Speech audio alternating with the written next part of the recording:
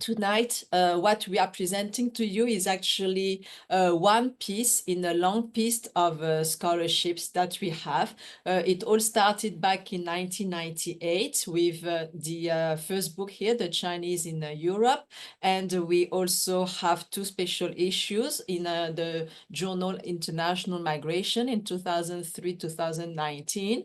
We have a big collection published by Tsinghua University in 2019 about the Chinese migration in Europe.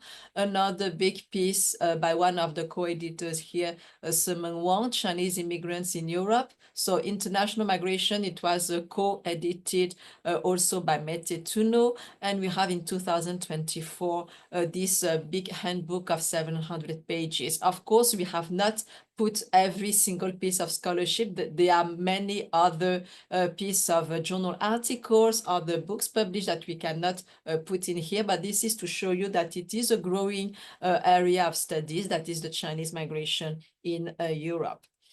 So a few words about this network founded by Professor Mette Thunø and also Professor Simeng Wang from China. And this is called the China-Europe Research Platform on Chinese Migration to and Beyond Europe. So it is called under the name SERPI.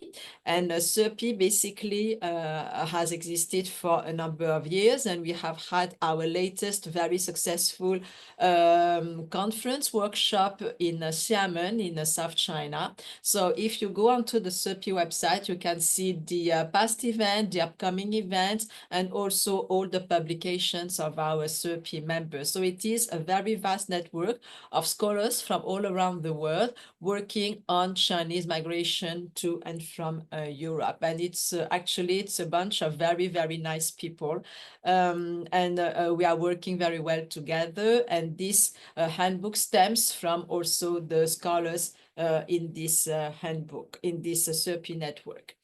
So now let me turn to Chinese migration to Europe. This is a original picture showing you a Chinese immigrant from Qingtian, so from Eastern China, and he's standing on the street in Milan at the beginning of the 20th century, and he's selling, you know, jewelry, and obviously cheap jewelry, and this is basically how they were making a living. So this is to tell you that Chinese migration to Europe started very early at the beginning of the 20th century, and they were in this kind of businesses, but also we have documented other ways of migrations to Europe through World War I, but also through socioeconomic opportunities as well. So to give you more recent data about the trends of Chinese migration. So this is from the United Nations Population Division. And you can see here representing the Chinese migration stock. So the red line representing the China with the blue and green line representing Hong Kong and Macau. But the main trend for you to know is that the trend of Chinese migrants is actually continues to grow and quite impressively. So we can see that it has indeed grown even more in the 21st century. So we can see this very important trend here. On the next graph that we are sharing with you, that shows basically the gender of this migration. And we have seen that it used to be more male Chinese immigrants going out, especially in the 1990s, up to the year 2000. But again, at the turn of the 21st century, we have seen that females, so women migrants, were actually overpassing the men, and they are more numerous leaving China and seeking migration opportunities elsewhere. So what have we learned throughout these many years of scholarships? So we have been driven by three sets of questions. So to what extent is Chinese migration unique? So how can we set the study of Chinese migration apart from other groups of migration? So to what extent does Chinese migration differ from other migration patterns? And to what extent Chinese migration provide a more complex understanding of this socioeconomic phenomenon that is migration, and what are the aspirations and the abilities that drive this migration movement. So we have learned that Chinese migration actually follow very distinct characteristics. It is a non-linear model, and it follows a very diverse motivations and factors. So we have seen that indeed there are, of course, socioeconomic dynamics, but we have seen that China has been a country that has risen enormously in terms of socioeconomic status, and that normally when your own country, the home country, is getting better in terms of socioeconomic status and opportunities, migration would tend to decline. But what we see in the case of China is that although China is rising socioeconomically and even geostrategically, geoeconomically, immigration from China does not tend to decline, as shown from the previous graphs. So we can deduct that migration aspirations are influenced by other set of very complex factors that are not limited strictly to socioeconomic opportunities. So we can also see that in China, we have some very important level of unemployment, and that this unemployment in China has conducted people to look for better opportunities elsewhere. But we see that employment is not the only reason, because we have education that is another reason, and the Chinese international students constitute basically the largest international student population overseas. So we have defined several ways of migration factors, and now most recent scholarship talks about lifestyle migration, especially that applies to people choosing to go to Europe because they want to have a different lifestyle, and the lifestyle way of life of the Europeans is more attractive to the Chinese. So it can not only be for education, for socioeconomic reasons, but just lifestyle. So and we see here this other graph from the UNHCR, from 2013 to 2023, that not only, so on top of all these migration patterns, socioeconomic, lifestyle, education, we have a new group of migration that are the asylum seekers. And we see that now Chinese people also immigrate and claim the status of asylum seekers. So we have this vast range of different migration motivations, and these asylum seekers are growing exponentially, especially in the year 2020. So we are in the moment where these asylum seekers are growing, and you can discuss further this in the Q&A session if you are interested in that.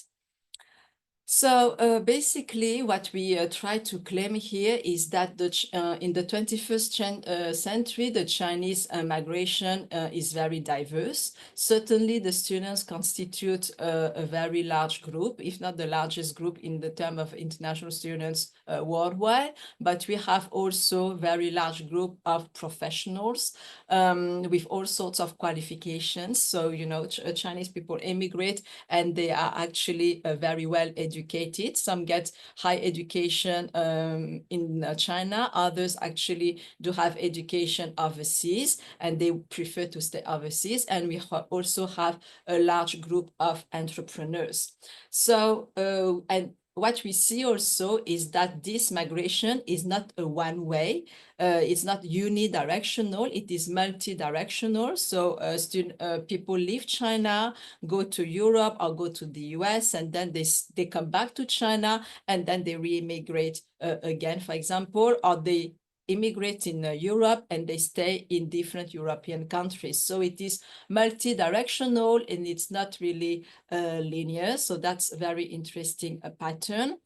And as China has this very large overseas population, China has developed basically an immigration state at all sorts of levels. So we have immigration policies, and we have all sorts of institutions and policies that claim to look after the overseas population and the people living overseas. So we have a party state in China, the Chinese Communist Party state, that is supporting, of course, this immigration model, but also trying to reach out proactively to its diaspora through all sorts of policy and by putting in place a very complex governance model.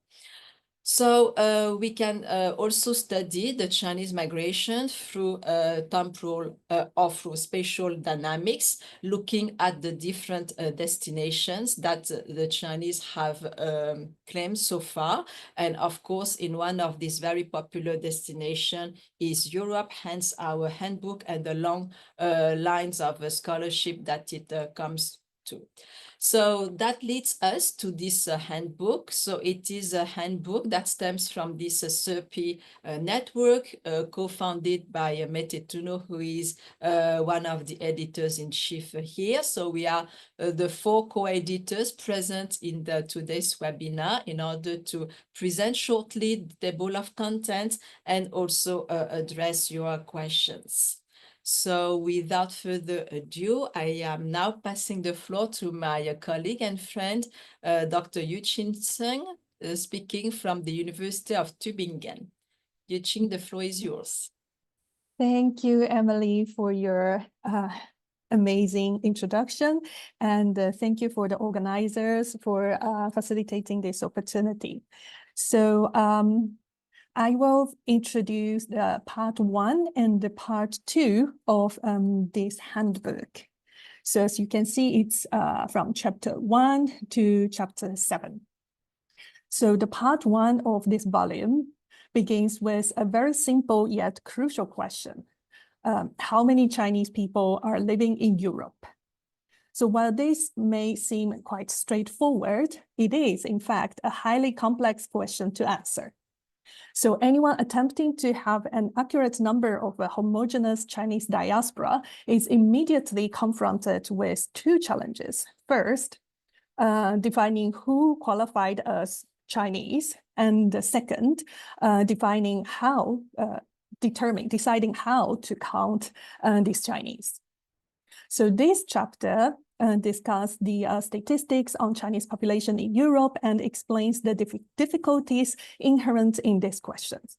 So factors such as changing of nationalities, changing of residence, a large number of undocumented migrants, or blurred distinctions of nationality, citizenship, and ethnicity, and the definitions around these factors in different countries in Europe have led to different ways of defining and then counting Chinese migrants in different countries in Europe.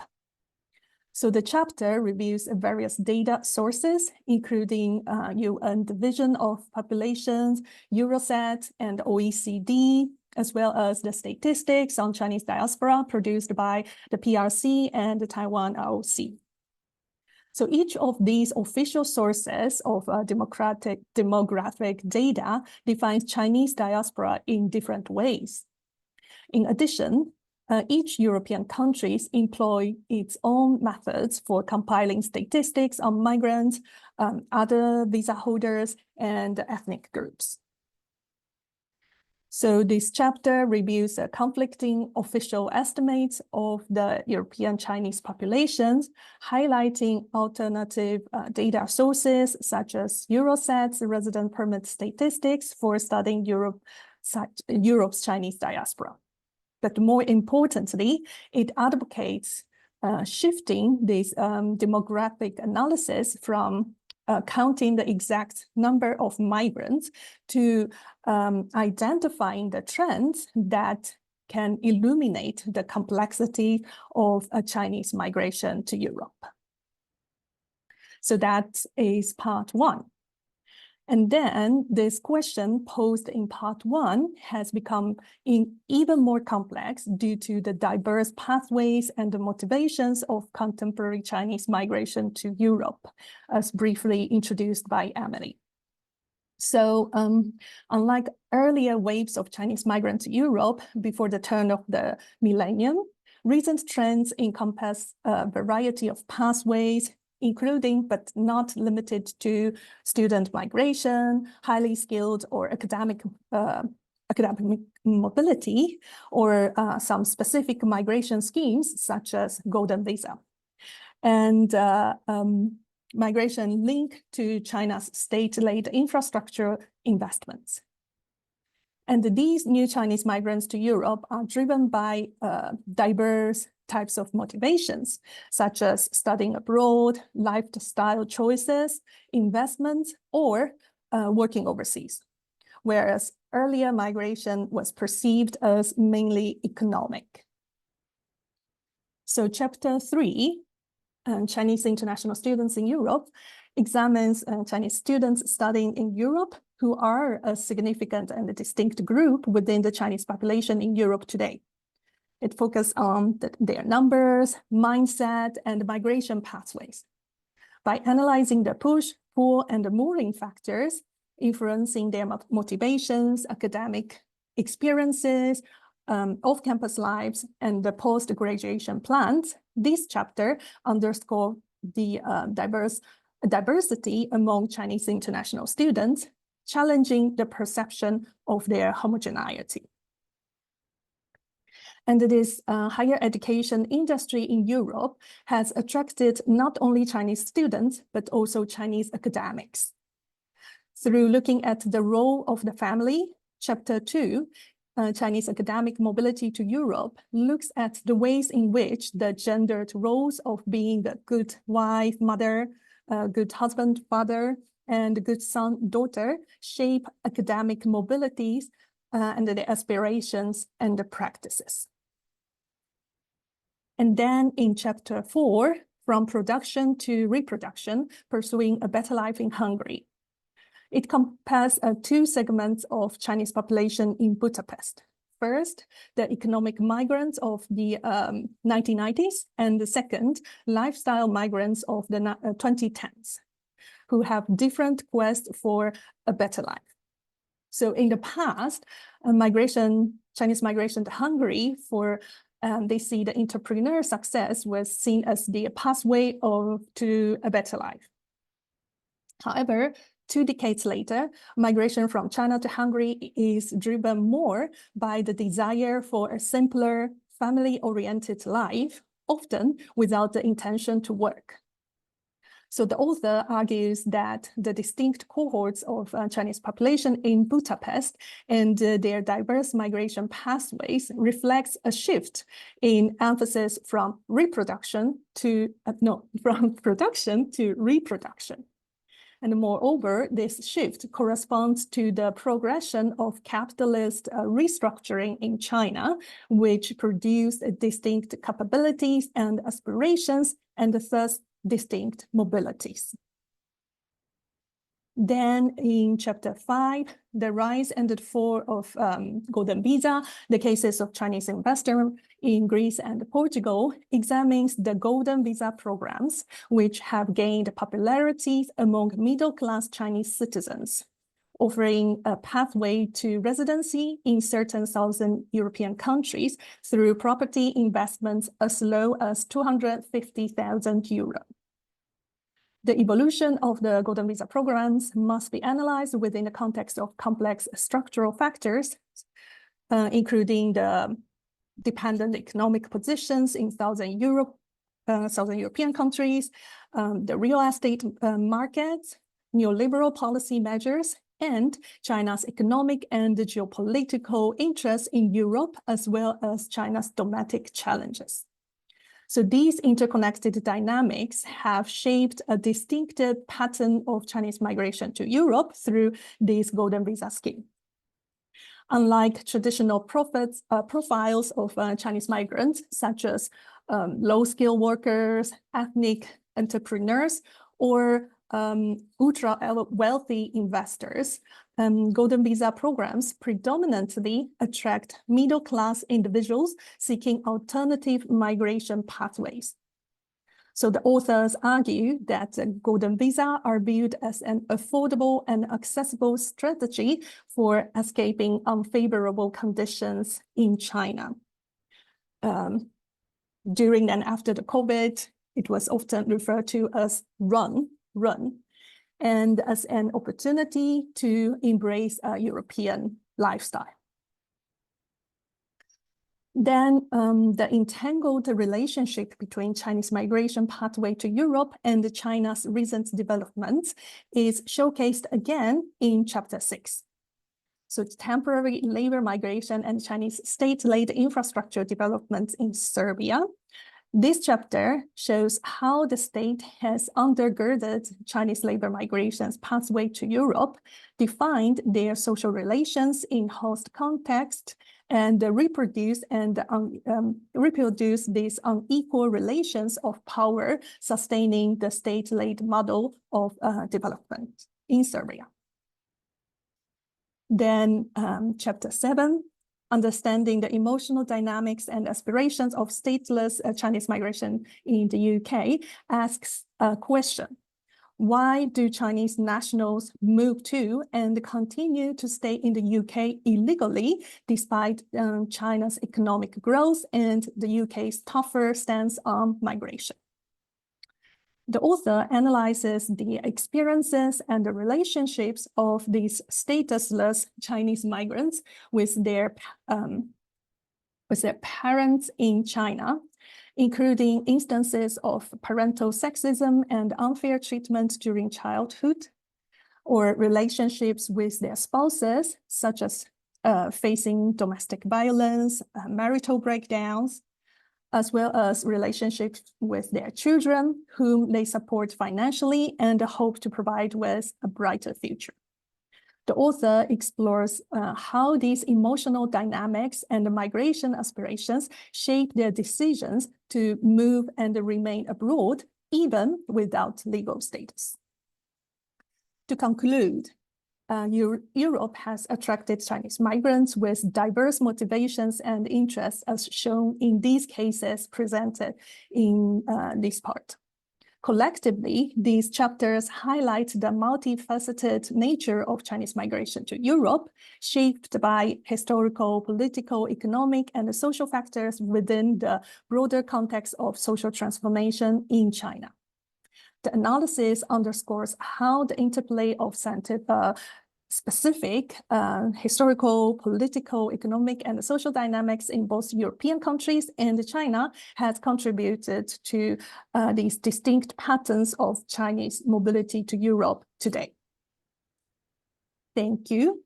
So now I'm gonna pass on to part 3, Mette, right? Yeah, thank you very much, Yuqin, for a wonderful introduction of the first chapters on pathways and also on the data part. And I will then go on talking shortly about China as a diaspora state, including 3 chapters. And these 3 chapters have been included to illustrate the increasing influence of China as a sending state on immigration flows and restructuring of transnational space. The diaspora policies and governance of the Chinese party state at both the national and local levels are increasingly transcending national boundaries to expand extraterritorial reach. So when the Chinese party state began expanding its mobilization of the Chinese diasporas in the 1990s, as we just heard from Yuqin's account, its interest lay in leveraging investments, remittances, and human capital to primarily catalyze China's economic reforms.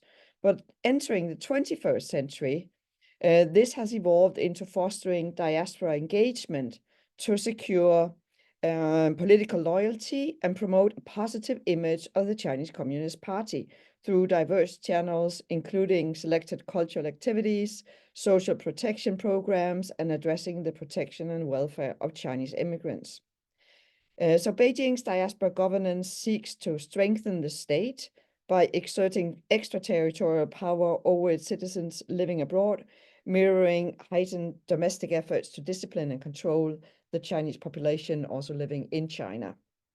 So we included these 3 chapters to illustrate this increasing influence of the Chinese party state overseas. And the first chapter was written by myself and called China's Diaspora Governance in the 21st Century Towards an Analytical Framework. And I posit in this chapter that China's contemporary diaspora governance should not be viewed as merely an effort to secure financial and knowledge resources from Chinese overseas, but rather it should be contextualized within a framework of the authoritarian Chinese party state. So I introduced an analytical framework comprising of 3 traditional pillars of authoritarian governance, and those are suppression, legitimation, and co-optation, to also explore how domestic political dynamics extending beyond state sovereignty are fostering a very proactive state on diaspora relationships. And this analytical framework is then substantiated by various examples of diaspora governance, emphasizing the Chinese party state's imperative to seek political legitimacy in its enhanced interactions with Chinese diasporas. And one example of Beijing's efforts to strengthen China's geopolitical influence by utilizing Chinese diasporas as public diplomats is explored by Liu Jiaqi in his chapter titled Diaspora Politics and a Rising China, Ambivalent Ties Amid Geopolitical Changes. And Liu is examining how diaspora governance at national and local levels aims to transform Chinese international students into so-called, what he's calling grassroots ambassadors to enhance China's global image. While in general, these inclusive diaspora policies are embraced by so-called new Chinese migrants worldwide, not all Chinese international students respond equally enthusiastically to Chinese party state engagement efforts. And through participant observation and interviews conducted during officially organized summer retreats in China, he finds discrepancies in Chinese international students' responses, indicating a varying level of support for these deliberate attempts at political influence. And he also looks at local officials prioritizing more immediate gains from returning students over geopolitical objectives, highlighting differing interest at the meso and micro levels of Chinese society. And then finally, in this section, in chapter 10, Martina Beaufolin, in her chapter titled Local Diaspora Engagement and Immigration as a Cultural Resource, she points out that policies of diaspora engagement now transcend the national level and extend beyond a one-sided focus on financial gains. She argues for broadening our conceptual framework of diaspora governance to include the level of local administration. And this entails acknowledging the significance of Chinese localities' efforts to harness diasporic cultural resources to foster urban domestic renewal. And based on ethnographic research in Qingtian County in Zhejiang Province, which is a prominent sending area of Chinese migrants to Europe, she demonstrates how local authorities engage Chinese migrants in Europe in local economic and cultural development, and also seek to transform transnational space through digital means. And given the large numbers of Qingtianese who have both migrated to and returned from Europe, Qingtian officially promotes itself as a city in China with the closest resemblance to Europe. And the claim is further strengthened by economic and cultural projects to cultivate a European style and atmosphere in this county. And I know that you can really drink a lot of coffee and also go to quite a lot of wine bars now in this very local place. Immigration has then significantly transformed the cityscape in Qingtian through local government decisions and diaspora governance measures aimed at harnessing European economic connections and exploiting cultural resources for branding purposes. So while immigration can significantly alter urban spaces in destination countries, as exemplified by the global growth of exotic Chinatowns and urban commercial development projects in Europe, Xinjiang demonstrates that immigration can also significantly change urban spaces in sending countries. So these are the 3 chapters that we have chosen to include in this focus on Chinese as a diaspora state. And with those words, I thank you for your patience, and I would also like to thank ECPR for hosting this event and really getting it up very efficiently and very quickly. So thank you from very cold Denmark. Thank you. And now I'll hand over to Wang Simeng, who is in Paris. Thank you, Mette. Hello, everyone. I hope you can hear me very well, because my neighbor is doing some renovation work at home, so it's the old houses problem in Paris. So now I'm taking over for part 4 and 5. The part 4 is focusing on economic opportunities and ethnic entrepreneurship of Chinese migration to Europe. And as you know, Chinese migration has been always closely related to trade and entrepreneurship, and embedded in European colonialism and global capitalism. Chinese migrants have typically employed ethnic and family ties to gain economic opportunities. So by doing so, Chinese entrepreneurs and their descendants have reshaped economic structures and urban spaces in European cities, including constructing wholesaler markets, for example, in cities such as Paris, Rome, Madrid, and Moscow.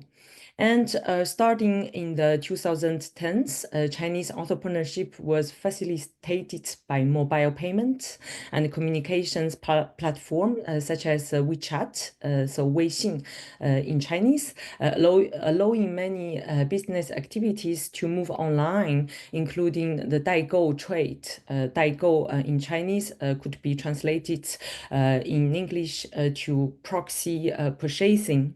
And also the COVID-19 pandemic further accelerated the transition of Chinese immigrants' entrepreneurship in Europe from traditional offline operations to digital business models.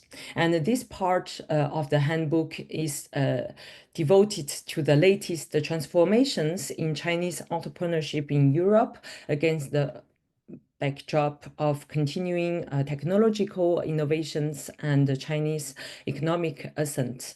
So in the first chapter, Chinese wholesale markets in Paris, from marginal spaces to strategic assets, Li Wuzhi, Marie-Gilbert Flutre, and Gilles Quilleux explore the transformations in Chinese entrepreneurship in Paris over the latest 50 years. And in chapter 12, Chinese entrepreneurs in Russia and their transnational embeddedness, Lü Yunfang and Wang Yi devote into the case of the Cherkizovsky market in Western Moscow, which became a focal point for Chinese entrepreneurs, initially engaged as chattel traders dealing in the leather garments. These traders involved into wholesalers and also into the transnational company owners by the early 2000s. So the authors examine the dynamics across macro, meso, and micro levels that shaped the emergence and evolution of Chinese entrepreneurship on a transnational scale. And this transformation of the Chinese entrepreneurship is also explored in the next chapter, co-authored by Gracia Deng Ting. The title is From Ethnic Restaurants to Local Coffee Bars. And Gracia studies the dynamics and adaptability of Chinese entrepreneurs running Italian coffee shops. And for these Chinese entrepreneurs who run them, coffee bars provide opportunity to accumulate capital that they can potentially use to expand their business activities in the future. And next slide, please, Emilie. The final chapter in part 4, titled Migrant Entrepreneurship in the Digital Age, is authored by Li Yong and Wang Chenna. And the authors delves into the dynamics of the Chinese entrepreneurship within the informal economy, with a particular focus on the impact of the digital technologies such as mobile applications. And through their ethnographic research conducted both in Belgium and France, Li Yong and Wang Chenna illustrate the phenomenon of Daigou. So I introduced that before, proxy purchasing, which entails transnational micro companies rooted in the trust building activities between the Daigouer and their clients. And now I come to the presentation of the part 5, socialization and intersecting inequalities. So the chapters in this part undertake analysis of the socialization process and intersecting inequalities encountered by Chinese migrants and their descendants in Europe. And the 4 chapters provides insight into the tangible experiences of both first-generation migrants and their descendants at local, national, and the transnational levels. So all these chapters, they're employing intersectional approach, and they try to bring to light the interplay of various social relationships such as gender, race, class, sexuality, migratory generation, and Chinese home region in the migration experiences in the different European countries. And in the chapter 15, titled Leaving China, Gender and Social Class in the New Female Chinese Mobilities to Spain, Emilia says Lopez, she traced the evolution of Chinese migration to Europe through a gender-centric framework. And the author identifies a spectrum of motivations driving Chinese female mobility beyond economic aspirations. And all these motivations includes the pursuit, for example, the pursuit of individual autonomy and the desire to escape social pressures associated with fulfilling gender obligations in the modern China. And the chapter 16, titled Anti-Asian Racism in Europe, focus on experiences, narratives, and struggles among Chinese migrants and descendants living in France, is co-authored by my colleague Francesco Maddari-Sotti and myself.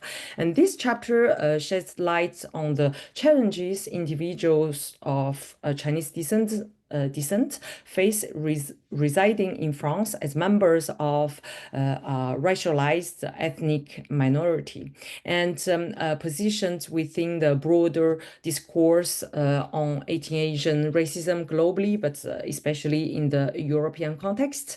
We firstly contextualize the history of Asian stereotypes dating back to the late 19th century, and highlights the persistent myth of the middle minority.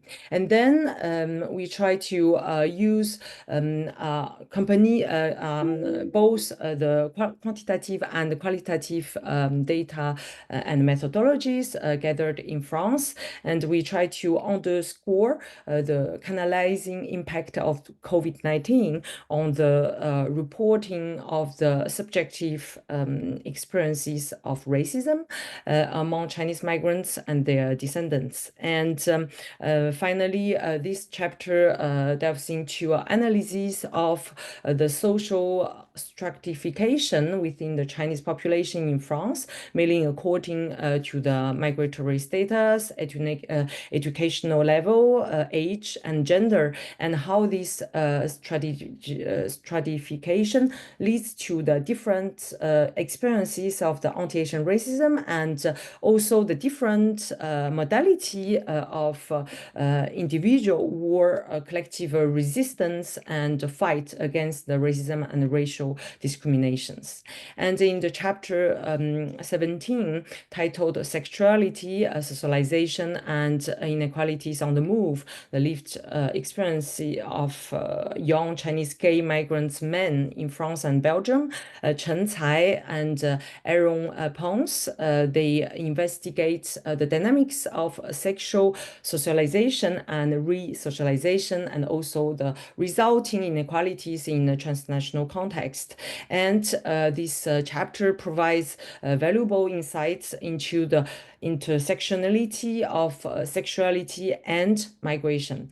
Transnational migration thus emerged as a catalyst, affording Chinese sexual minorities opportunities to navigate sexual and social norms that intersect with their Chinese identity, of course, but also during the same times, all this migration path expose all these concerned people to manifold social inequalities prevalent both within the host societies, that means in France or in Belgium, but also inside of the local gay communities, especially. And the final chapter of the part 5, co-authored by Iran Mastou, Toriella, and myself, examined the experiences of children of Chinese migrants in Europe who moved to China as adults for study or for employment. And this chapter draws upon multi-sited ethnographic studies conducted in Spain, France, and China. And the chapter offers some new perspectives on the transnational socialization of children of migrants' backgrounds. And the chapter tries also to trace the social trajectories and mobilities of 2 generations within the Chinese populations in Europe.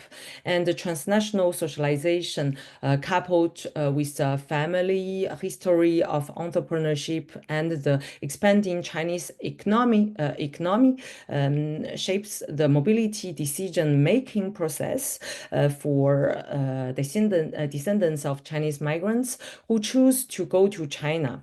And what is very interesting to show is finally this new migration flows from Europe to China also provides Chinese descendants with the platform to reassess their identities in light of their transnational experiences.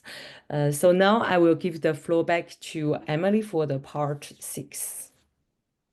Thank you very much, Simeng. So I don't want to bother our audience with this long review of our different chapters. So the part 6 is the last part, and it is about identity construction and cultural representations. You can see that there are actually 5 chapters, and basically these chapters after all the different themes that were presented previously. So this last part 6 is about how Chinese immigrants once in Europe, they can continue to live onto their Chinese ethnicity, their Chinese identity, their Chineseness, and what they define as being Chinese when being an immigrant in Europe. So we start with the chapter co-authored by Simeng Wang and Paohan Li, and they study basically how the Chinese families maintain the Chinese language, especially for their children. So the children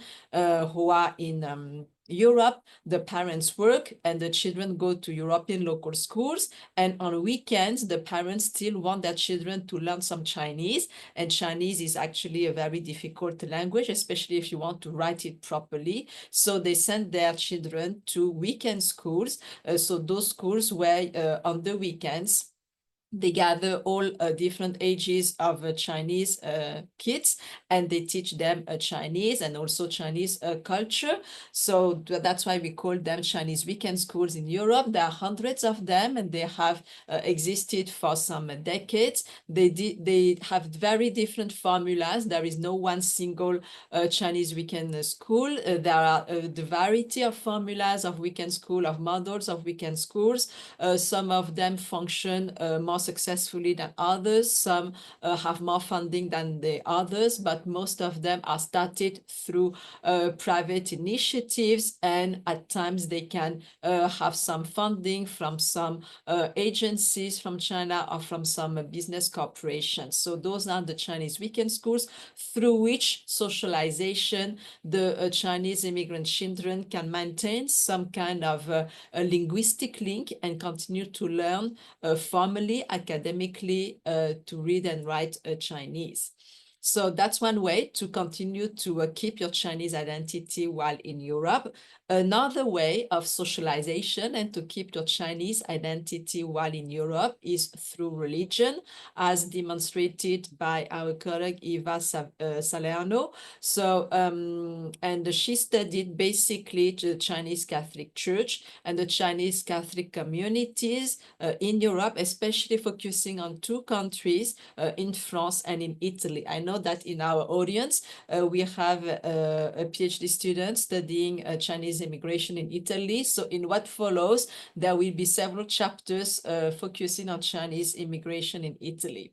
So we can see how the Chinese Catholic actually express and live their faith, and through church activities continue to maintain some socialization and find comfort amongst themselves during the hardships of their migration pathways. So it's a very interesting chapter, knowing that, of course, in mainland China, there are, of course, Catholics and there are Catholic churches, but all these Catholic churches are under the control of the party state. So for these immigrants expressing their faith and living their faith, praying in those churches in Europe is certainly a very important aspect of their immigration.